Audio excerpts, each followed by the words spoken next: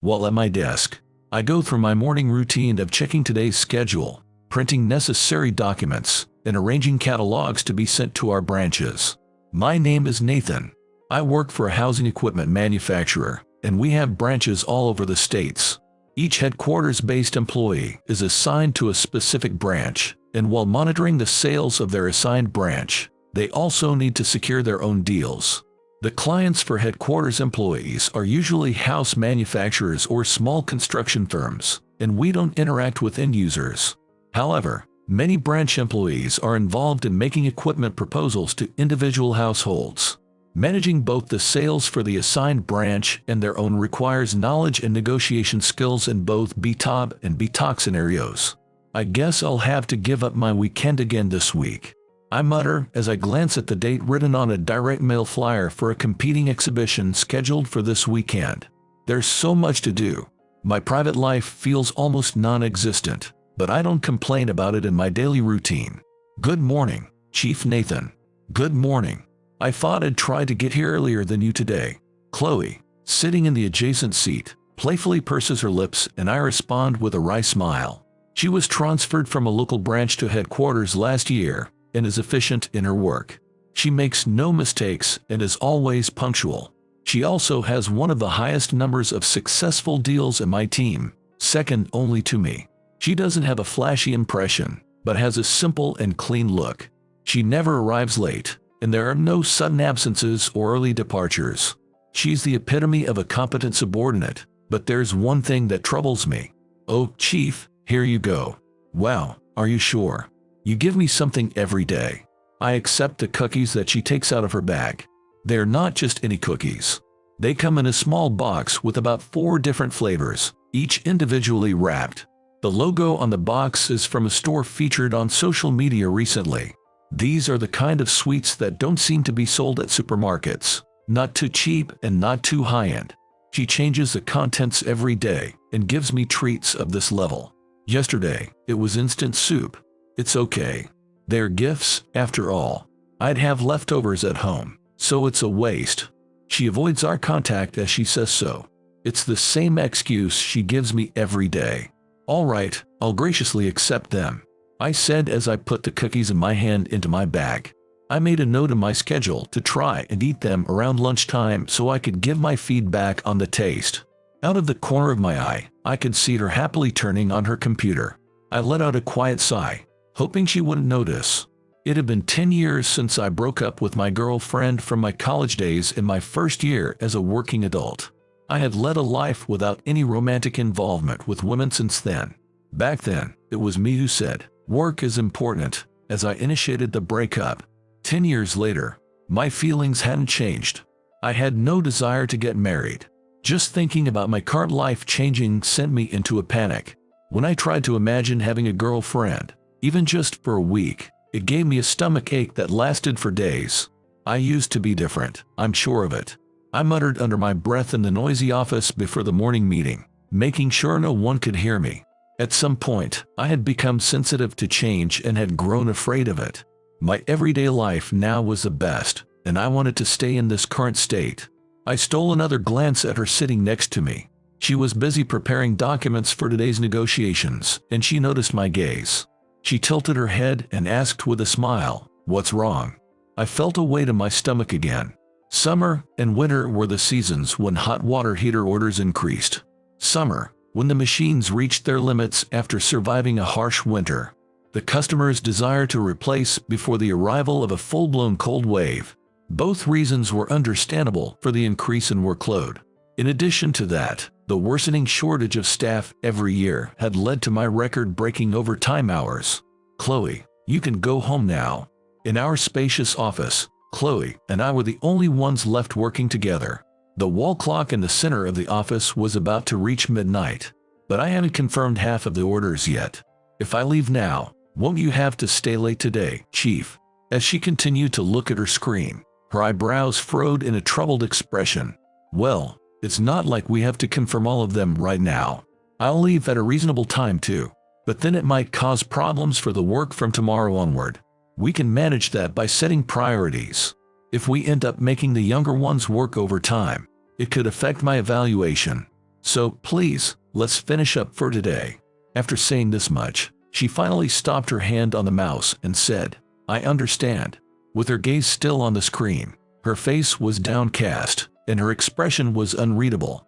Look, the last bus is coming soon, right? If you're worried you won't make it in time, you can use a taxi, and it's okay to get a receipt. I looked away from her and was about to take out the contact sheet for taxi companies from the drawer, but her slender fingers grabbed my hand. What's wrong? Chief, oh, you don't need the taxi sheet. Nowadays, you can request a ride with an app, right?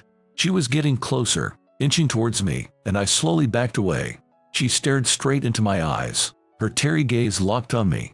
Do you have any free time on your next day off? Her fingers, still holding onto my hand, were trembling. She must have been nervous. Her fingers were cold, and her lips, having just spoken, were bitten. I said a word in my heart to her, I'm sorry, and then I spoke. Chloe, if I've misunderstood, please just ignore what I'm about to say. I think I've always been, and probably will always be, more interested in my work than anything else. Her fingers weakly released my arm. You don't need to bring treats anymore starting from tomorrow. I heard the sound of her sniffing from her lowered head. I took a few tissues out of my desk and handed them to her. She accepted them and said in a trembling voice, Excuse me, before standing up. And then, she turned around at the door and adjusted her gray suit jacket. It won't affect my work. As I watched her leave the office, making a victory pose, and I made a bitter smile. After that, I leaned back in my desk chair and let out a deep breath. I thought that starting tomorrow, it would be the same as before she was transferred. It had been a week since the night when Chloe and I had worked overtime together. Since then, there had been no morning treats, and she had not stayed late with me for overtime either. That was to be expected. Since that day, she had been absent from work. I glanced at her desk after writing my outing schedule on the whiteboard. Nathan, are you leaving? Oh, yes. I hadn't noticed that the department head had approached while I was looking around. The department head glanced at her seat, which I had been staring at until just now, and muttered, You'll be back at 5 p.m. His face was far from cheerful. Do you think you can leave on time today? I'm not sure. It depends on the meeting I have right now. I see. Then dinner is out of the question. When you're back, give me a call. The department head patted my shoulder and whispered, This is not a good situation. Of course, there was no way the department head's actions would affect the outcome of the meeting. However, the moment the meeting ended, I felt a sudden cold sweat all over my body. I returned to the office and placed my bag on my desk. When I looked at the department head's seat, he had already stood up. Chloe is on leave, huh? In the meeting room, the department head brought up the topic. Yes. I'm honestly surprised, as she rarely took any time off, let alone used her paid leave. Surprised, are you? The department head's eyebrows twitched slightly. I involuntarily cleared my dry throat as the department head's expression suddenly turned stern. There's no point in conducting an interrogation here. Interrogation, you say? Does that mean you suspect I'm involved in her absence from work? Do you have any idea? I tilted my head and replied, No, I don't. Honestly, I had no other choice but that. However, I quickly decided to avoid telling the details, as I thought it would make it uncomfortable for her to stay at the company. That backfired. Even though there's a desk between us, the boss let out a sigh that felt directed at me and gave me a stern look. She says you've been making advances toward her. Don't you have any self-awareness of the harm you've caused to her? I was totally dumbfounded. His sharp gaze pierced through me. Chloe was lying. But would I be believed if I said that? This kind of situation would always be more favorable if I reported it first. Sir, it's not like that. What's not like that? Just a while ago, didn't you stare at her desk before going out? I shook my head. I felt sorry because if I had declined her invitation, that's probably why she has been taking time off. Nathan, you've contributed enough to the company, but I believe that once Chloe reaches your age, she'll work even harder than you. My heartbeat was so loud. As I waited for the boss to continue speaking, my entire body was covered in sweat, yet my mind remained strangely blank and cold. There's an opening at the main branch. What do you think? I read the appointment letter placed on the desk. As I followed the characters with my eyes, the content just wouldn't register in my head. How about it? Do you understand? Yes. Upon hearing my response, the boss stood up. Even though I heard the sound of the door closing behind me, I couldn't bring myself to get up from my seat. The transfer is scheduled for the end of this month. This month has already passed its halfway mark. Well, I guess that's true. I can commute with you around. I crushed the appointment letter in my right hand. I put my hand on my head and messed up my hair. Why? Why did I go wrong somewhere? Even if I pounded the desk or raised my voice, reality wouldn't change. I knew I had to accept it, but every fiber of my being screamed in protest. How much time had passed since then? After straightening my disheveled suit and returning to my seat, the surrounding colleagues averted their gazes from me. I see. Maybe it's me who can't belong here. I chuckled at myself and took my seat. The past 2 weeks since receiving the appointment letter had flown by. I moved my belongings to the house the company rented at the new location and signed up for a car rental since it's essential in this part of Maine. I heard that a bicycle, which was useful in New York, wasn't necessary there, so I sold it at a recycling shop. Indeed, I need a car here.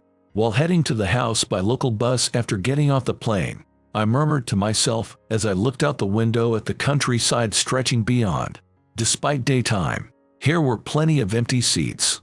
Most likely, the majority of working adults rely on cars, and they probably don't use transportations. The endless green and brown scenery outside calmed my heart.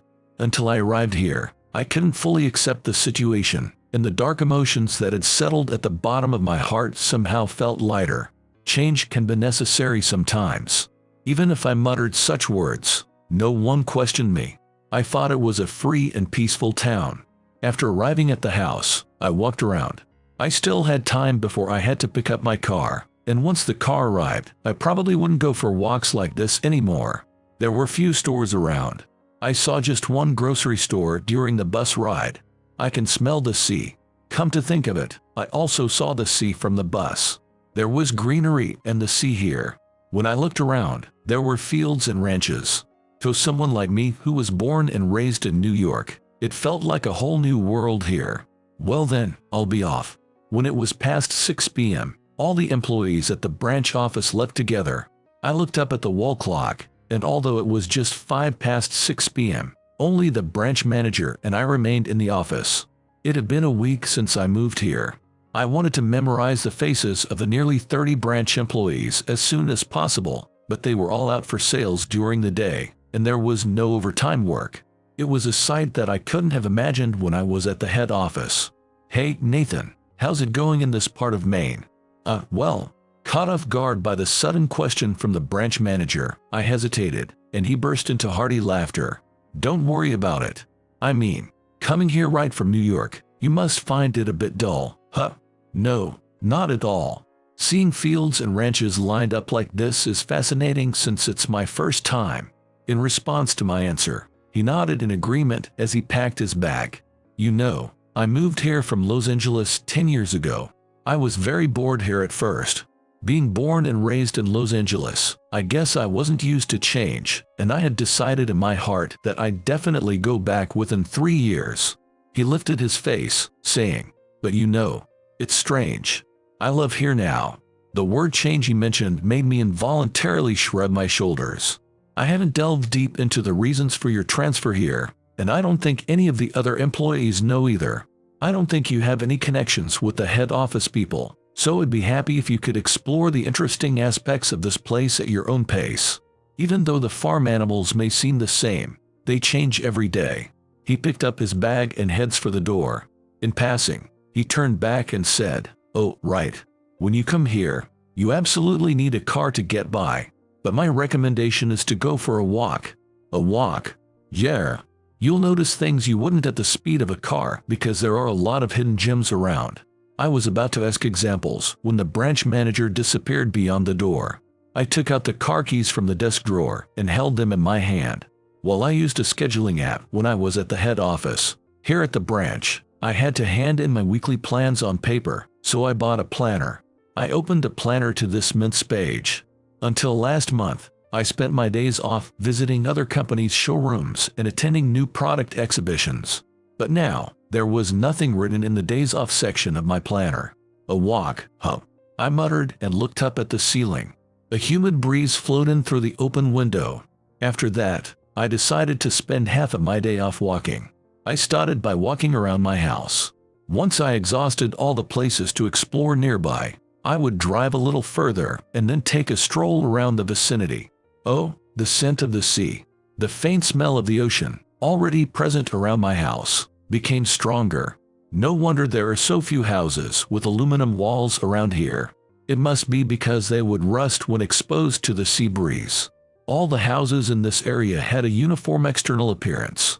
However, despite the attention given to their exteriors, equipment and fixtures facing outside seemed dirty even from a distance. I wonder if water heaters aren't affected by the sea breeze.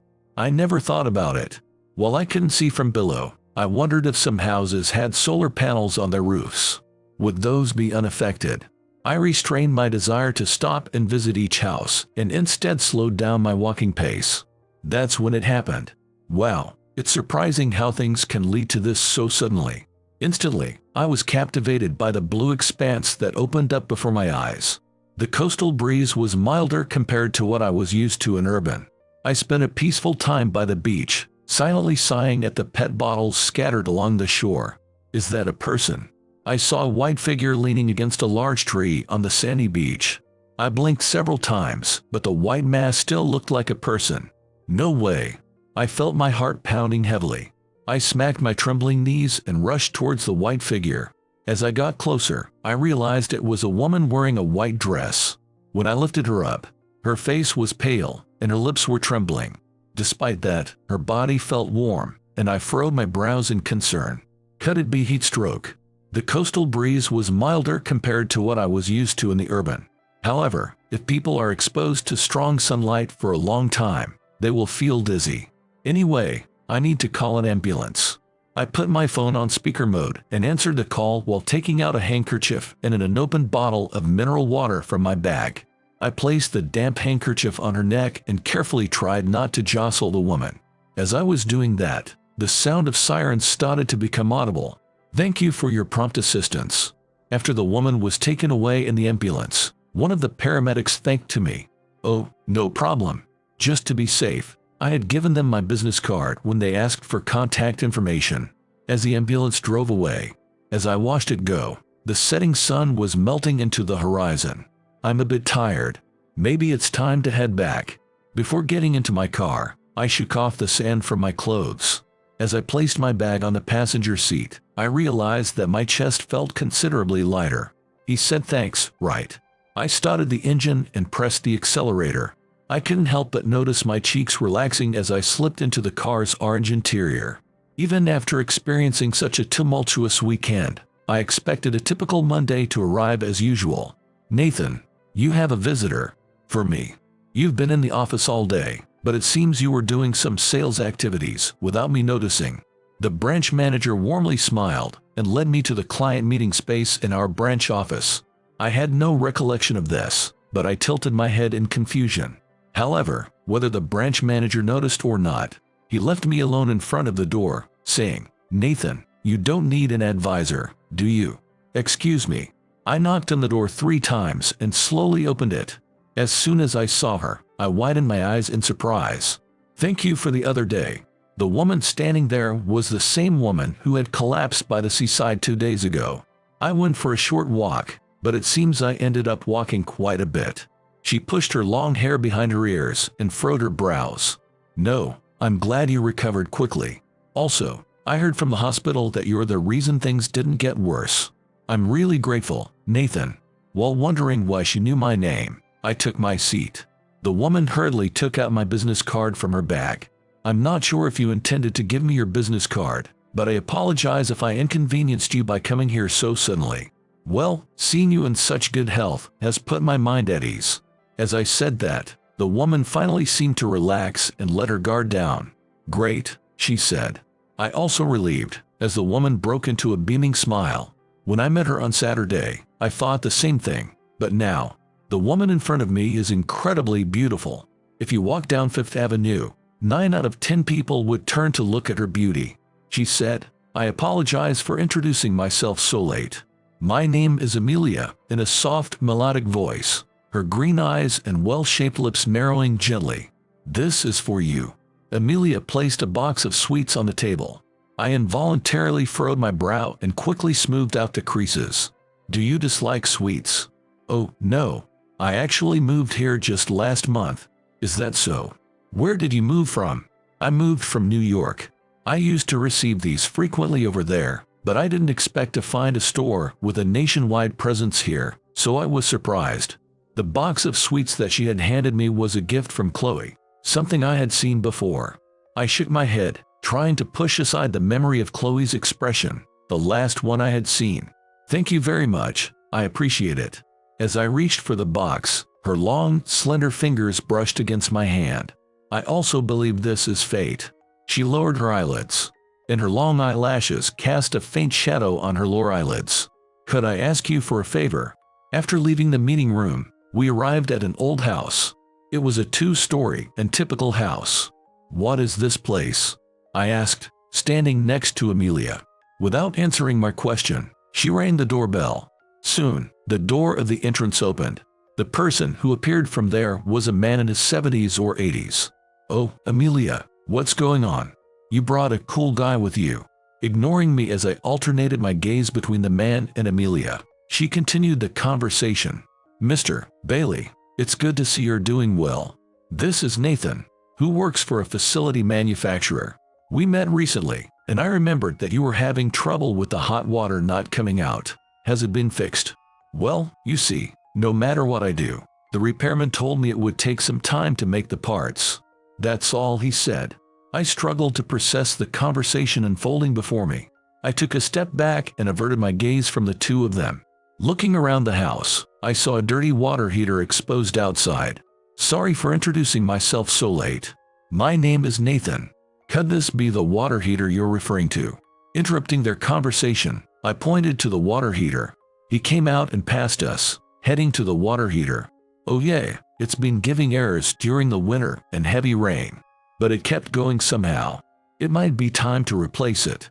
Watching him lovingly stroke the dirty water heater with dirt, rain, and dust on it, I felt a warmth welling up from the depths of my heart.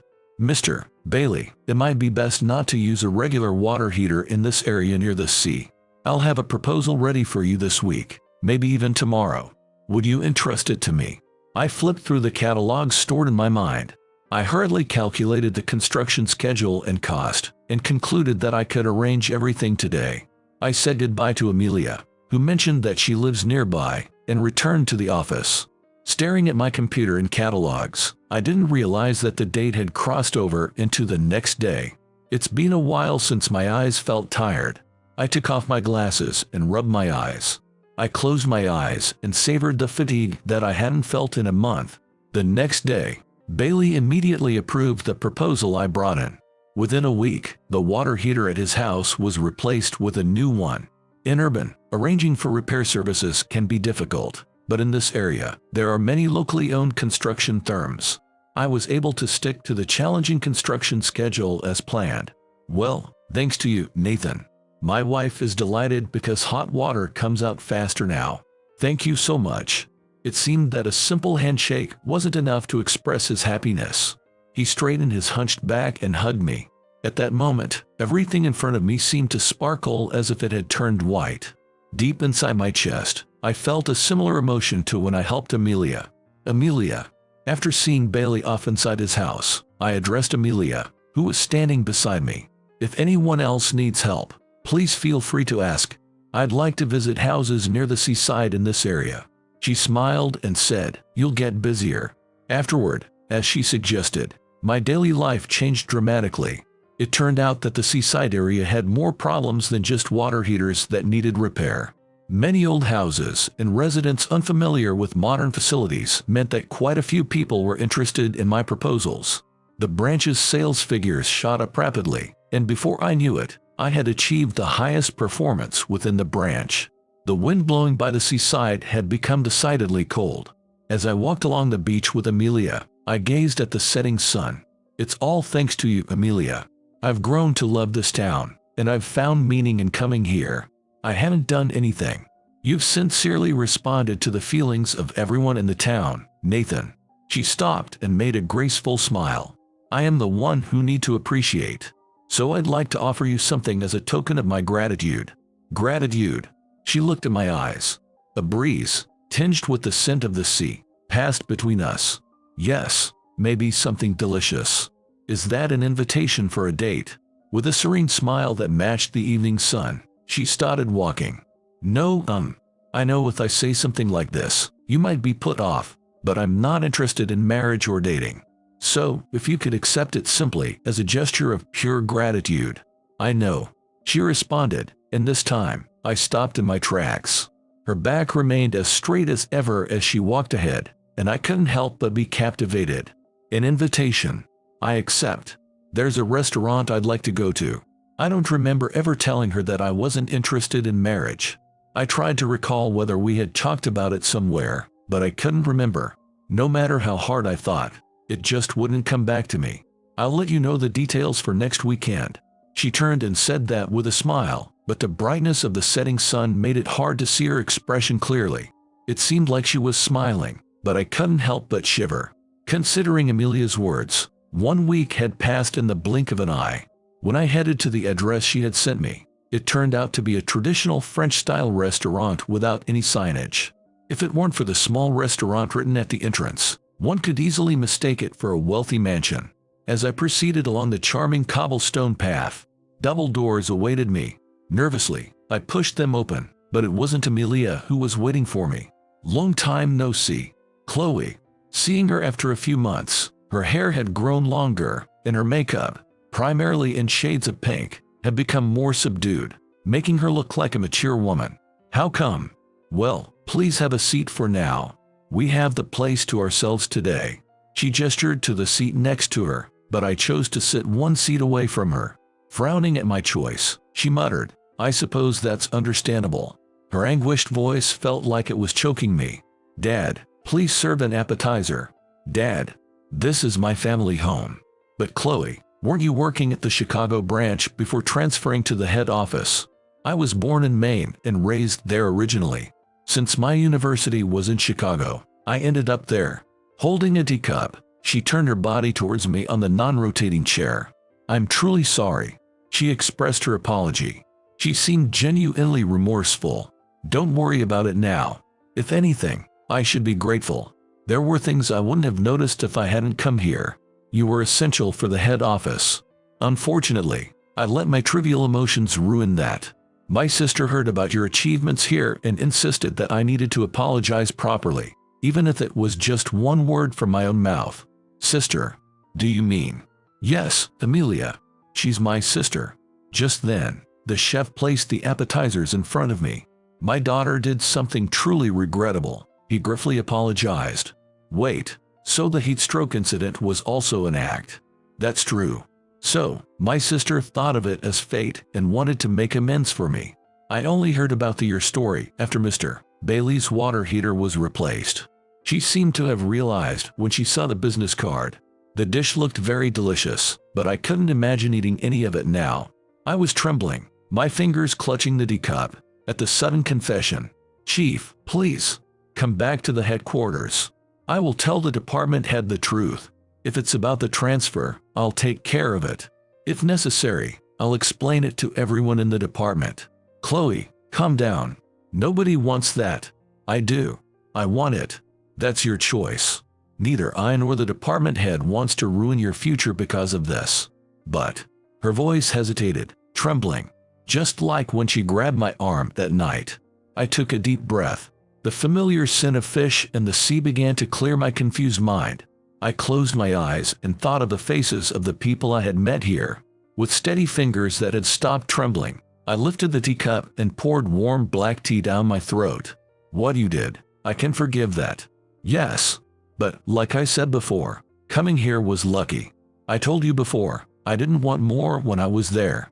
But now, at that moment, Chloe, furrowing her eyebrows with a puzzled expression, peered into my face as I fell silent. Tears welled up in her eyes, but she bit her lip, determined not to let them fall. She's a strong girl after all. I want to feel more of the end user's feelings. I realized that just looking at the numbers from the head office, I couldn't understand everything. I can go back to the head office now. I pushed my chair back from the table, facing her. Thank you, though I can't say it. But I'm asking you. I want to leave the head office to you. As she listened to my words, more tears welled up in her eyes. Her lip biting grew stronger. Her lips began to blur with red. Thank you. And she simply said, I'm sorry, and disappeared behind a curtain. What do you eat? In response to the chef's voice, I returned to the kitchen. I'm sorry, the freshness of the fish is important. I reached out for the appetizer with fish. Then, the chef started to speak again. As a father, let me thank you too. Amelia, Chloe, and the chef all looked at me in the same way. They begged with their pure eyes. Someday, if I ever have children, I think I'll consult with you about raising them. I said so to the head chef. His expression is the same mysterious one that Chloe had directed at me earlier. Normally, you shouldn't apologize. Even though Amelia is your sister, she wouldn't think of trying to make amends for someone else. I savor the dish that the chef has prepared. The scent of the sour lemon through my nose. Having children, huh? I never thought that such words and thoughts would pass through my mind one day. It's been 3 years since I came to Maine. The branch manager who was here when I transferred last year retired, and I took his place as a branch manager. The office chime rings at the designated time. I proposed that the chime ring at the designated time. All right, let's call it a day. At my words, everyone in the office immediately shifts into off mode, stretching their stiff bodies or picking up their bags from under their desks. Nathan, 3 years ago, you used to think that overtime was virtuous. My colleague teases me as he holds my car keys. 3 years ago, I used to go home to an empty house. I glance at the photo frame on my desk. In the photo, Amelia and our child are smiling happily. If I had continued to work at the head office for 3 years, I wonder how things would have turned out. Maybe I would have had a fateful encounter, gotten married, and even had a child by now. Now, let's head home. But it was the smiles and words of gratitude that I encountered here that changed me. Now, I feel like I can say thank you to Chloe. When we leave the office, white snow is falling from the sky. I hold up my phone to capture a photo of it. You must be tired of seeing snow. I respond to my colleague's teasing with a smile. Even with something like snow, it's not the same every day. I mutter quietly to myself, remembering the words I heard from the branch manager that day. You should try taking a walk. If I hadn't done that, I wouldn't have encountered a miracle. I didn't say those words out loud, but quietly murmured them in my heart.